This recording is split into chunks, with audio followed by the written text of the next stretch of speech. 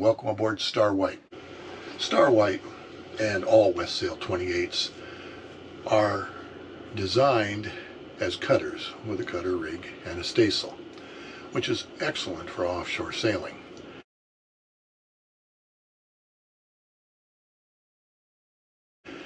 However, where we live here in the Puget Sound area, we're tacking fairly regularly. The wind is always, for the most part, blowing north or south, depending on whether the weather is good or bad.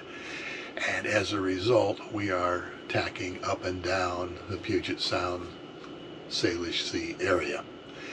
And with a small boat and a cutter rig, the gap between the head stay and the staysail stay is relatively narrow.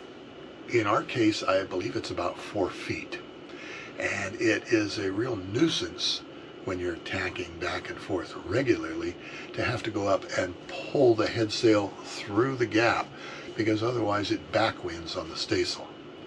So what we have done is we've rigged a quick release lever on our staysail so that we can release the staysail stay, pull it back out of the way, and sail the boat as a sloop, basically.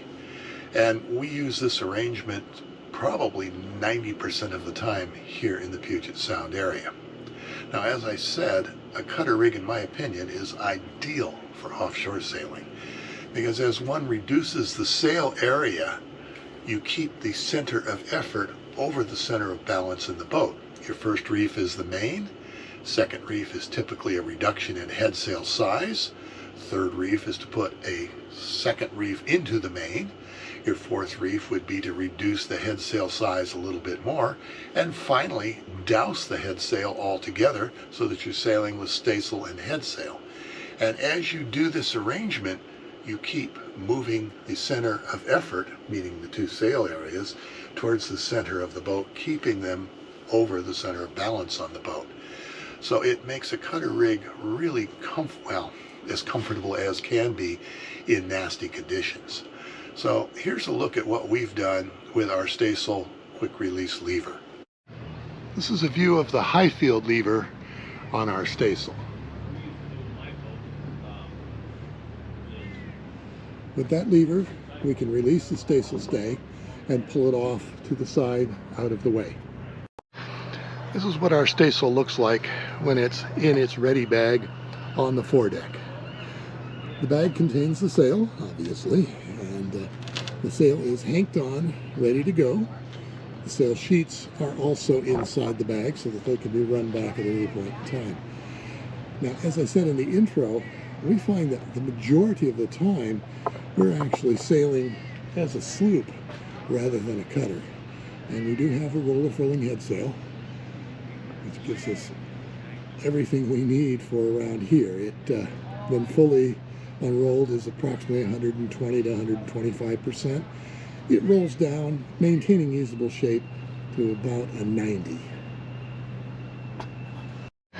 To remove the staysail, we come forward, we release this halyard, which allows the bag to then drop onto the deck. With the halyard released, we then bring it back aft with us, and we secure it to this turnbuckle.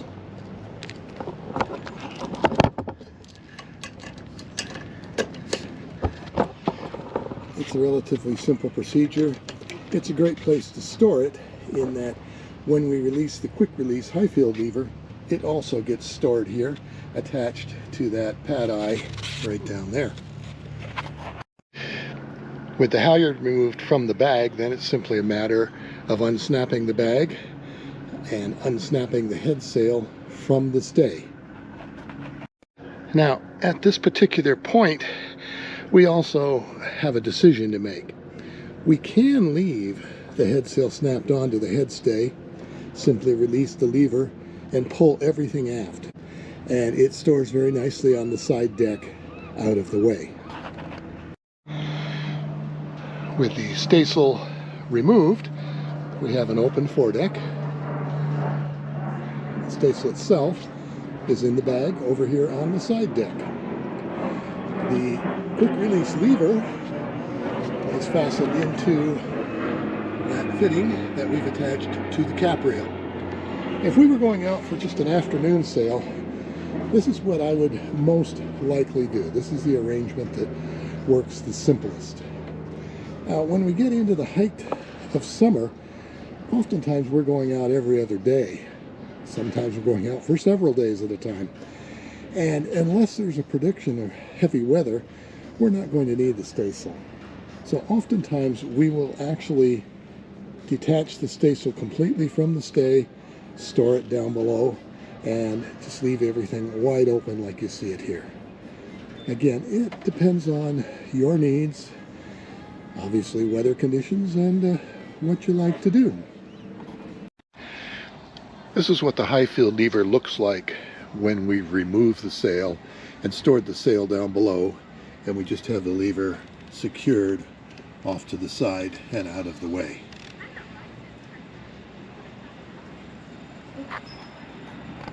As we're talking about the staysail and storing the staysail, when we're actually flying the staysail sheets run through these cars on either side of the mast, and then back to cleats that are hidden under the dodger back here.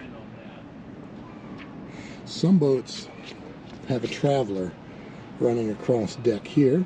Some boats actually have a fixed block right here, which frankly this boat had when we bought her. Those systems also work. The traveler system is pretty common if you've got a club foot. This boat did not have a club foot, and I've never been a fan of a club foot. A club foot on the foredeck of a cutter just ties up everything up here. It's not possible to have a dinghy stored up here. It's something you've got to climb over, around, or under when you're trying to work on the foredeck. I just find it unpleasant. So we have a loose-footed staysail, and again, we use tracks on either side.